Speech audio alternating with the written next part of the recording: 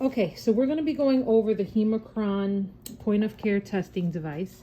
And why do we use this in the cath lab? So when the provider, the interventional cardiologist, when we're going to be doing an intervention, once we've shot the angiogram and we see a blockage, this point of care testing is required because remember, we have catheters, we have wires up in the vessels, and the propensity to clot is higher. So what we have to do is run an ACT, which is activated clotting time. And we do that by testing the blood and making sure that it's essentially thin enough so that it doesn't clot.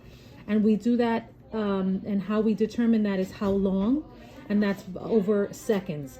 So really our range is anything between 3 and 350 is where we like it. And remember, we're also giving heparin, which is going to make our blood thinner. Okay, so how do we use this? The first thing we want to do is we want to grab one of our Hemochron cuvettes. You're going to insert the cuvette. So the cuvette has, as you can see, it has a well here. It's hard to see, but once we enter blood in there, you'll see it. It has a little chamber, which is a well, which we never want to overfill. And it has kind of like these divots on the side, so that's kind of where you want to touch it. And then you insert it into the Hemochron.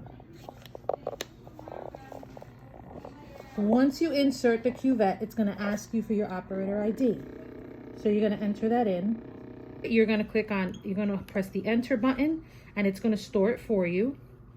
And then from here, this is asking for a patient ID. And as you can see, this has the last patient ID, but I'm not doing a patient ID right now. We're not going to run an actual test. We're going to do the QC portion first.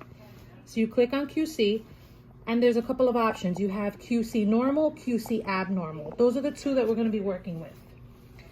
So in the refrigerator, medication refrigerator located only in room 1. We don't have these in room 2. If you notice, I have control L1, which is my normal, and then I have control L2, which is my abnormal. And kind of the way I remember these is the lavender is lighter than green, and that's kind of how I remember it. But however you can remember it is up to you. But that's kind of how I remember normal versus abnormal. So we're going to start off with the normal. So you're going to hit 1, and it's basically telling you that it's warming the cuvette. And now I have a countdown. So with my countdown, I have 5 minutes, which is more than enough time. But at this time, this is when I'm going to start getting my sample ready here. So this is my liquid QC. The first thing that I want to do, obviously you see it comes with this kind of like plastic coating, kind of to protect it. And then the liquid QC. So the first thing you want to do is tap on the bottom and then remove the wrapper. And this, I did not come up with this. This is actually manufacturer recommended, the process for this. And it usually works every time, except with my gloves, it's very difficult. So you want to remove the entire wrapper. Remove the wrapper. And then you want to break the vial. So here, you want to go to a hard surface.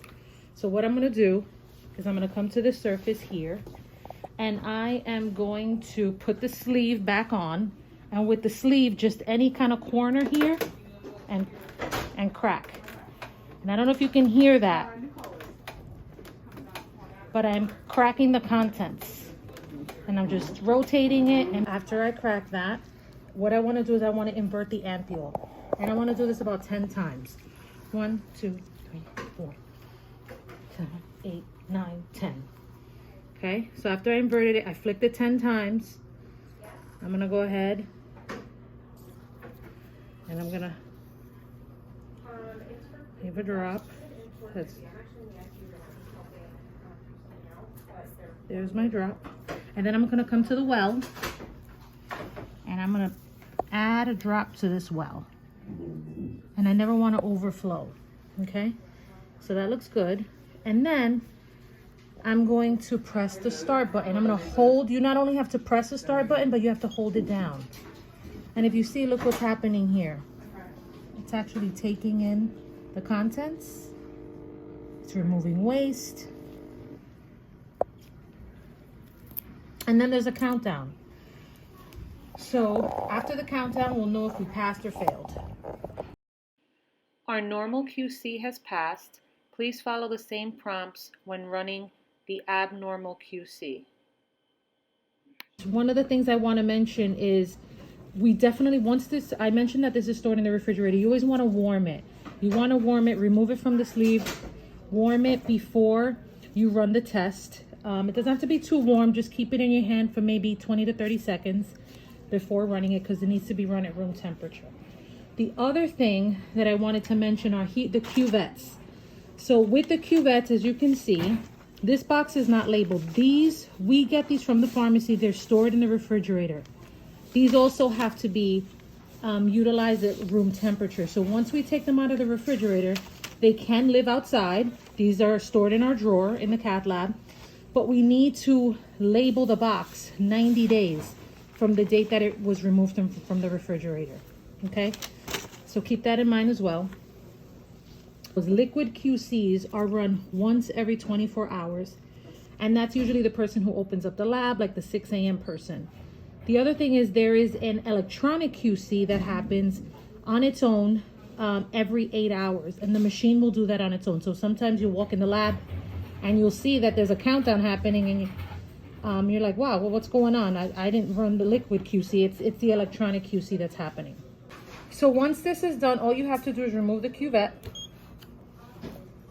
And what it's going to tell you is if you have to run another QC on it. For here, I actually have to run the normal QC because it did fail. But once it passes, this will be clear and it'll just say insert cuvette, and you know you're ready to go.